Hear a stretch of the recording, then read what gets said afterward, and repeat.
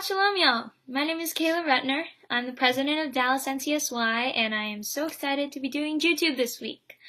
So this week's Parsha is Shemos, which is pretty much the introduction to the big, famous Passover story that we all know and love, about Yetziat Mitzrayim. Basically, Moshe is born to Yocheved, his mother, but Paro, the king of Egypt, has made a law saying that all the newborn baby boys should be drowned once they're born, like thrown in the river, because the enslaved Jewish nation was becoming too big. And obviously, Yocheved didn't listen and throw her son in the river. She put baby Moshe in a basket in the river Nile, where Paro's daughter soon found him. And she took him in, and he grew up in the palace and saw how horribly the Jewish slaves were being treated by the Egyptians. So one day he decides to fight back, but he accidentally kills one of the Egyptians and has to run away. Later on, God appears in a burning bush, in the form of a burning bush, and tells Moshe that he needs to go back to Egypt and save the Jewish people. He's the chosen one. And at first Moshe says no, which I found very interesting because it's not every day that God comes down, pulls you aside, and says, hey, I chose you to save the Jewish people. I chose you to perform miracles and be the savior of your nation. And after reading this a few days ago, I had settled with the idea that maybe Moshe said no because he was afraid of, because a lot of power comes with a lot of responsibility, and he felt like he wasn't ready to be a leader and have so much weight put on his shoulders.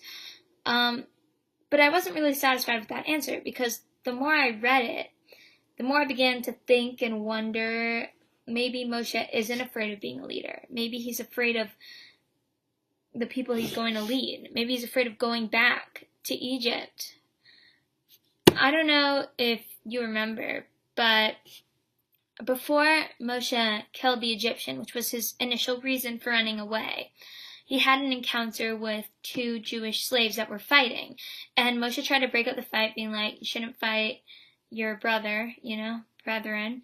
And they basically turned on Moshe and said, like, who gave you the place to judge over us? Are you going to kill us like you killed that Egyptian?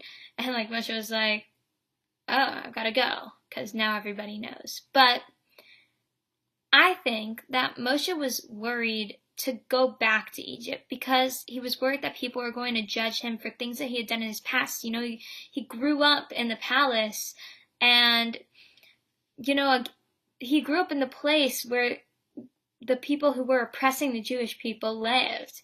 It's kind of, that's not something you really want to go back to. But I think that God definitely was testing Moshe just to see if he could let go of his mistakes, let go of his past in order to become a leader. No leader is perfect, and I think Moshe didn't really get that. And that's what God was trying to help him understand. He was trying to show him that no leader is perfect, but you need to let go of the things that you've done in your past in order to find the leader and hero inside of yourself. So 2021 has just started, and people everywhere are making New Year's resolutions in order to improve upon themselves. And I think that if we want to move in the right direction, we need to look back on the mistakes we've made, learn from them, and then let them go. Because if we keep focusing on the past, we'll never discover the potential that we have inside of us. And I think it would be such a shame if there were things inhibiting us from becoming the best we can be just because we couldn't let go. So let's start the year off right.